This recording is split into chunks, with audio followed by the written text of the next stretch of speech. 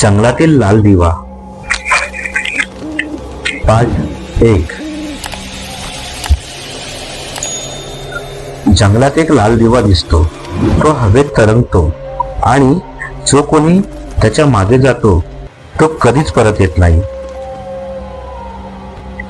नमस्कार मित्रांनो, मी राहुल चव्हाण आपले स्वागत करतो आपल्या चॅनल मराठी रहस्य कथावर. आज आपण जाणून घेणार आहोत एक रहस्यमय कथा, जंगलातील लाल दिवा भाग 1. साताऱ्याच्या डोंगरांमध्ये एक गाव होतं, पिंपळगाव. हे गाव निसर्गाने भरलेलं होतं, पण त्याच्या बाजूलाच एक जंगल होतं ज्याबद्दल लोक बोलायलाही घाबरायचे. त्या जंगलाचं नाव होतं भैरवनाथाचं जंगल. दिवसा हे जंगल खूप सुंदर दिसायचं. हिरवीगार झाडं, पक्ष्यांचे आवाज, थंड वारा. पण सूर्य मावळला की या जंगलाचं रूप पूर्ण बदलायचं. गावात एक नियम होता, संध्याकाळनंतर कोणीही त्या जंगलात जात नाही, कारण त्या जंगलात एक गोष्ट घडते ज्याचं उत्तर आजपर्यंत कुणाकडे नाही. गावातले लोक सांगायचे, रात्री जंगलाच्या आत एक लाल दिवा दिसतो. तो दिवा अचानक प्रगट होतो, हवेत तरंगतो आणि मग हळूहळू जंगलाच्या आत जातो. जो कोणी त्या दिव्याच्या मागे गेला तो कधीच परत आला नाही. ही गोष्ट अनेक वर्षांपासून चालू होती. गावात अनेक लोक गायब झाले होते, पण कुणालाही काही पुरावा सापडत नव्हता. फक्त एक गोष्ट प्रत्येक वेळी दिसली होती, लाल दिवा. पिंपळ गावात एक तरुण राहत होता, सागर.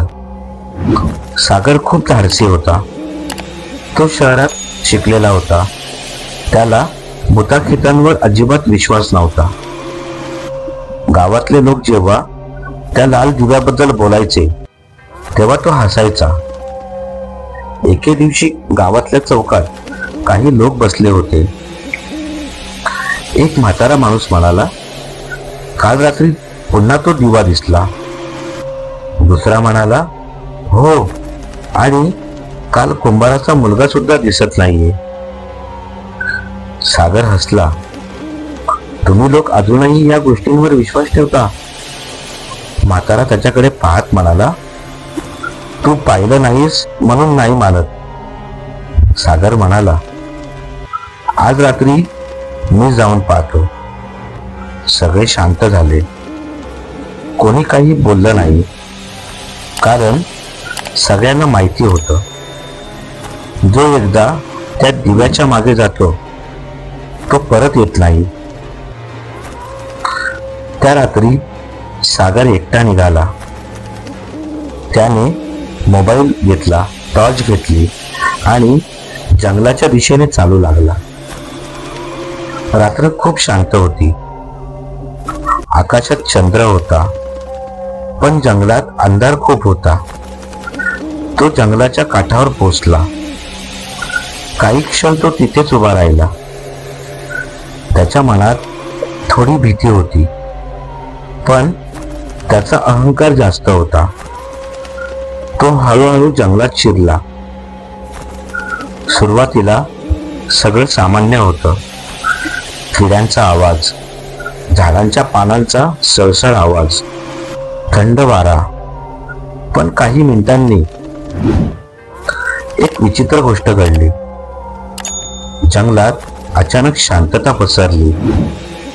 किड्यांचा आवाज बंद झाला, वारा थांबला, सगळं पूर्ण शांत झालं. सागर थांबला. त्याने आजूबाजूला पाहिलं.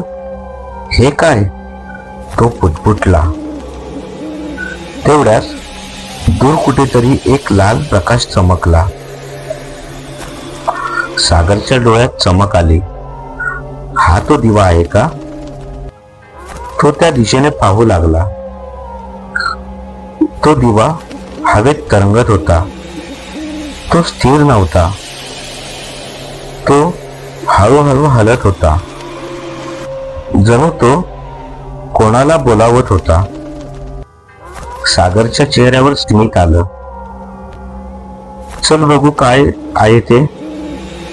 तो त्या दिव्यांच्या मागे चालू लागला. तो जितका पुढे जात होता जंगल तितकं दाट होत होतं. झाडं जास्त उंच, अंधार जास्त गडद आणि शांतता जास्त भयानक.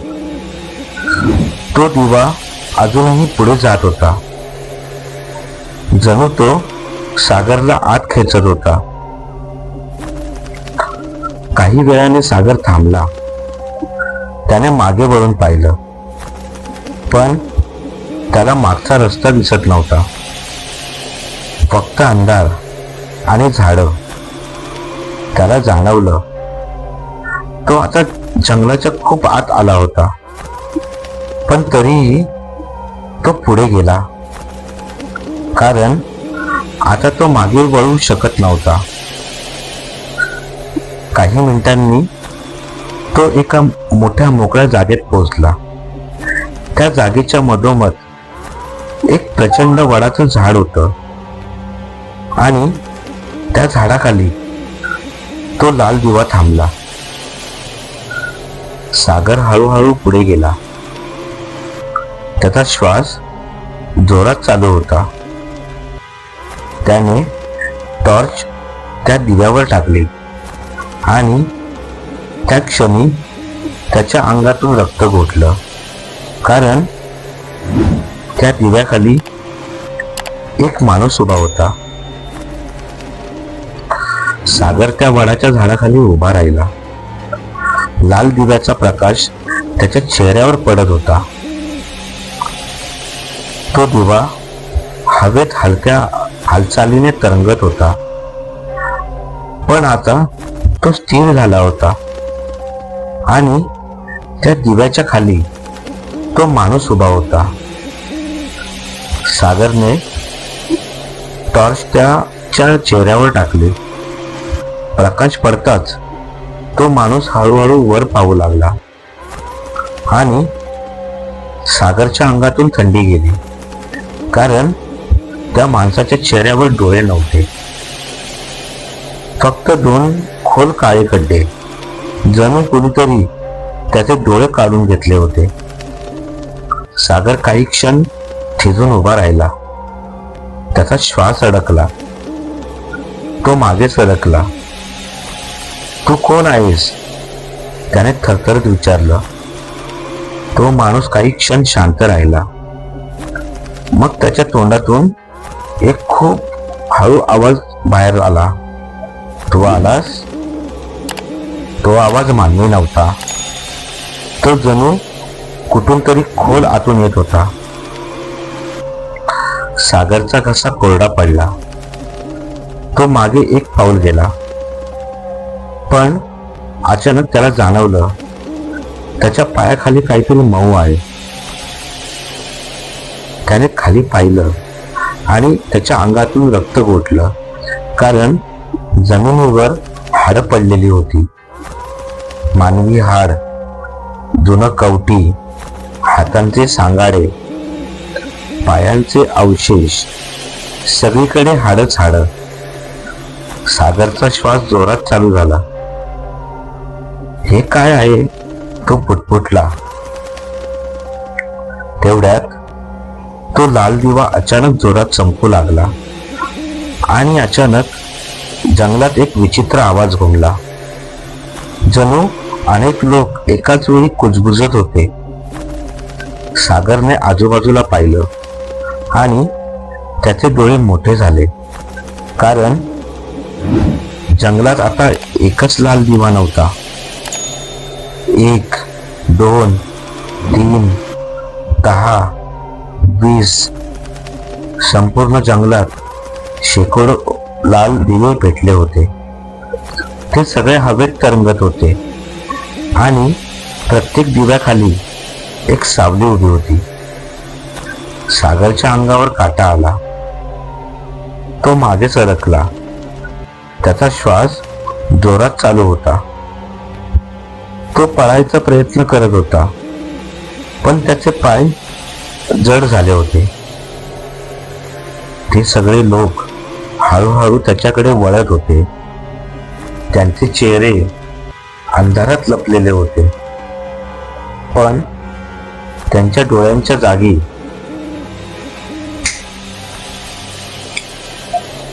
फक्त काळे खड्डे होते. पहिली सावली हळूहळू पुढे आली. ती सागरच्या अगदी समोर उभी राहिली आणि हळू आवाजात म्हणाली, "तू का आलास?" सागर घाबरला. मी फक्त पाहायला आलो होतो." त्या सावलीने हलकस हसू केलं. "सगळे असंच म्हणतात." सागर मागे वळला. तो पळायला लागला. तो शक्य तितक्या वेगाने पळत होता, पण काही सेकंदांनी त्याला जाणवलं, तो जिथून पळतोय तिथेच पुन्हा येतोय. तो पुन्हा त्या वडाच्या झाडासमोर उभा होता. त्याचा श्वास अडकला. हे कसं शक्य आहे? तो घाबरून ओरडला. लाल दिवा पुन्हा त्याच्या समोर आला आणि त्या दिव्याखाली पुन्हा तोच माणूस उभा होता. तो म्हणाला, "हे जंगल तुला जाऊ देत नाही." सागर थरथरू लागला. "मला जाऊ द्या," तो ओरडला.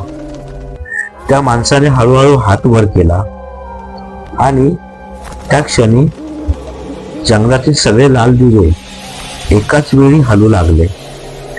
ते सगळे दिवे हळूहळू सागरच्या दिशेने येऊ लागले आणि त्या सगळ्या सावल्या त्याच्याकडे चालत येत होत्या. सागरच्या डोळ्यात भीती भरली. तो मागे सरकला, पण आता खूप उशीर झाला होता, कारण त्या सगळ्या सावल्या त्याला वेढून उभ्या राहिल्या होत्या. पहिली सावली त्याच्या अगदी जवळ आली आणि त्याच्या कानात कुजबुजली, "आता तू सुद्धा आमच्यासारखा होणार." सागर जोरात ओरडला, "नाही!"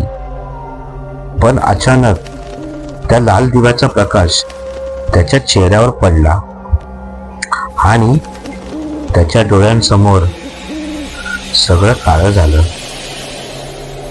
सागर जोरात ओरडत होता, पण त्याचा आवाज जणू त्या जंगलात हरवत होता. त्याच्या आजूबाजूला उभ्या असलेल्या सावल्या आता अगदी जवळ आल्या होत्या. लाल दिव्यांचा प्रकाश त्याच्या चेहऱ्यावर पडत होता. त्या प्रकाशात त्याला स्वतःचे हात दिसत होते. ते थरथरत होते. अचानक त्या सगळ्या सावल्या एकाच वेळी हात पुढे करू लागल्या, जणू त्या सागरला स्पर्श करणार होत्या. सागर मागे सरकला, पण त्याच्या मागेही सावल्या उभ्या होत्या. तो पूर्णपणे अडकला होता. पहिली सावली त्याच्या अगदी समोर आली. तिने हळूच त्याच्या चेहऱ्यावर हात ठेवला. तो स्पर्श थंड होता, जणू बर्फासारखा. सागरचा श्वास अडकला. तो काही बोलू शकत नव्हता. तेवढ्यात त्याच्या डोक्यात एक विचित्र आवाज घुमला, "आता तू इथून जाऊ शकत नाहीस." सागरने डोळे घट्ट मिटले. तो जोरात ओरडला, "मला जाऊ द्या." पण अचानक सगळं शांत झालं. पूर्ण शांतता. ना वारा, ना आवाज, ना सावल्या. सागरने हळूहळू डोळे उघडले. त्याने आजूबाजूला पाहिलं. तो एकटा उभा होता. ना लाल दिवे, ना सावल्या, ना ते वडाचं झाड. हे काय झालं? तो पुटपुटला. तो हळूहळू मागे वळला आणि त्याच्या चेहऱ्यावर आश्चर्य उमटलं, कारण तो जंगलाच्या बाहेर उभा होता. त्याने मागे पाहिलं. जंगल अगदी शांत होतं. जणू काहीच घडलं नव्हतं. सागरने खोल श्वास घेतला. तो हळूहळू गावाकडे चालू लागला. सकाळ झाली. गावात सगळं नेहमीसारखं चालू होतं. लोक आपापल्या कामात व्यस्त होते. सागर घरी गेला. त्याच्या आईने विचारलं, कुठे गेला होतास रात्री? सागर काही क्षण शांत राहिला. मग तो म्हणाला, कुठेच नाही. तो स्वतःच गोंधळला होता. त्याला वाटत होतं कदाचित हे सगळं स्वप्न होतं. पण काही वेळाने एक विचित्र गोष्ट घडली. सागर आरशासमोर उभा होता. त्याने स्वतःकडे पाहिलं आणि त्याच्या अंगातून रक्त घोटलं. कारण त्याच्या चेहऱ्यावर त्याचे डोळे हळूहळू गायब होत होते. त्याच्या डोळ्यांच्या जागी काळे खड्डे तयार होत होते. सागर जोरात ओरडला, नाही, पण त्याचा आवाज बाहेर आला नाही. त्याचे ओठ हलत होते पण आवाज नव्हता. त्याला अचानक त्या सावल्यांचे शब्द आठवले, आता तू सुद्धा आमच्यासारखा होणार. त्या दिवशी संध्याकाळी सागर अचानक गायब झाला. गावात शोध सुरू झाला. लोक जंगलाच्या काठावर गेले, पण सागर कुठेच सापडला नाही. फक्त एक गोष्ट दिसली. जंगलाच्या आत दूरवर एक नवीन लाल दिवा चमकत होता आणि त्या दिव्याच्या खाली एक सावली उभी होती आणि त्या सावलीच्या चेहऱ्यावर डोळे नव्हते. त्या रात्रीनंतर भैरवनाथाच्या जंगलात दिसणाऱ्या लाल दिव्यांची संख्या एकाने वाढली आणि गावात एक नवीन गोष्ट सांगितली जाऊ लागली. जो त्या दिव्याच्या मागे जातो तो फक्त हरवत नाही, तोच पुढचा लाल दिवा बनतो. तर मित्रांनो, तुम्हाला ही कथा कशी वाटली हे कमेंट करून आम्हाला सांगा. आणि आपण नवीन असाल तर आपल्या चॅनलला सबस्क्राईब करा, लाईक करा, शेअर करा. आशा आहे की जंगलातील लाल दिवा भाग 1 ही कथा आपल्याला नक्कीच आवडली असेल. धन्यवाद.